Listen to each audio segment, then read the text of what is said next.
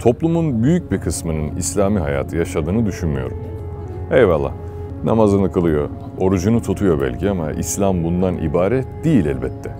Bunu ancak ibadet hayatı olarak tanımlayabiliriz. Peki ibadet hayatının sağlaması gereken İslam ahlakını, İslami hayatı yaşadığımızı söyleyebilir miyiz? Bence hayır. Olması gerekeni yaşamıyoruz.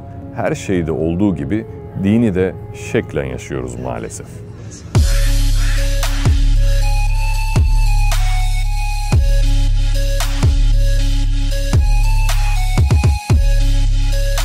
Yusuf Kaplan hocamızın deyimiyle yüzeyselin iktidarı dönemiyle karşı karşıyayız.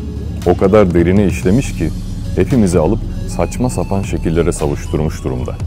Her şeye rağmen özünü korumaya çalışan adamın da beş para etmediğini acı bir şekilde görüyoruz.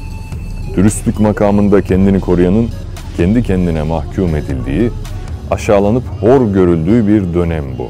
Peki ne oldu bize de düşmanımızın bile yapmadığını kendi kendimize yapar olduk?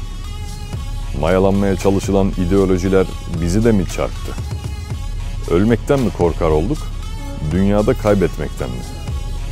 Neyi yapmayı atladık da dine sadece siyaset penceresinden bakacak kadar küçüldük? Kalplerimiz neyle doldu da keyfimiz bozuldu, homurdanmaya başladık? Cevabı biliyorum. Maalesef içimize öyle insanlar karıştı ki farkında olamadan zehirlendik. Düşünmekten hep alakonulduk. En şık, en gösterişli camiyi kim yapacak yarışında boğulduk. Pardon, yoksa siz Filistin'e 5 lira gönderirken beni duyamadınız mı? Diyorum ki, ne oldu, kuruldu mu paranın turşusu? Hazırsa neyi bekliyorsun onu soruyorum. Düşmanca yapılan işlere karşı da sadece suçlayarak, havlayarak kendimizi gülünç duruma düşürüyoruz. Nerede bu dönemin gerçek adamları? Elin adamı fethini ve fatihini aşağılarken ne kadar daha şikayet edip duracaksın? Bizi biz olmaktan çıkardı o içimizdeki taklacı ebabil kuşları. Çalışma masalarına göstermelik Kur'an-ı Kerimler koyarak içten çürüttüler bizi. Cenaze namazlarında ünlü arar oldu gözlerimiz. İslam'ı seccadenin dışına çıkaramadın çünkü sen. Sen ticaretinde ahlaksızsın diyemedin ona. Eline aldın da kılıcı, gittin televizyona salladın övünmek için izlediğin diziyi seyrederken. Geçmişinle övünmekten öteye geçemedin. Oysa ne utanç verici bir durum geçmişinle övünmek. Geçmiş dediğin de 500 yıl ya. Arkadaş, sen yüzlerce yıldır kendini düşünmekten başka hiçbir şey yapmadın övünülecek. Önce kendini sıyırdıktan sonra başladı senin dava konuşmaların hep. Milyonlarca aç insanın futbol kulüpleri kadar değeri olmadığı şu zamanın gafletine sen de mi düştün? Nasıl bir dava ki bu sadece kendi menfaatini konu alıyor? Acaba senin davan cebin dolduktan sonra mı başlıyor? Müslüman demek kendinden emin olunan demek değil mi?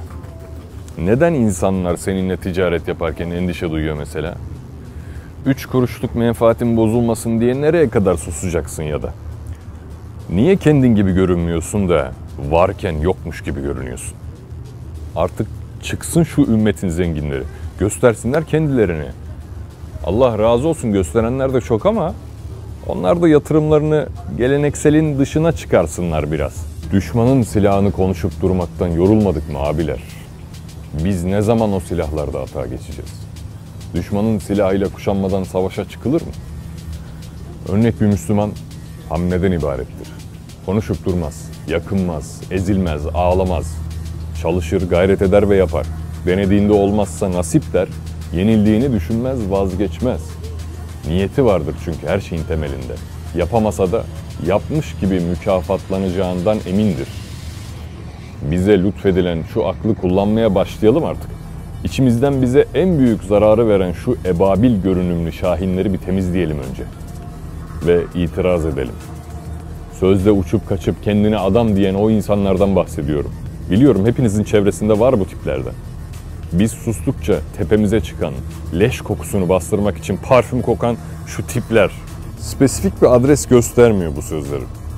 Daha genel bir durumdan, bir yaradan bahsediyorum aslında. Oraya buraya çekip durma, cımbızlama sözlerimizi. Bütüne bak.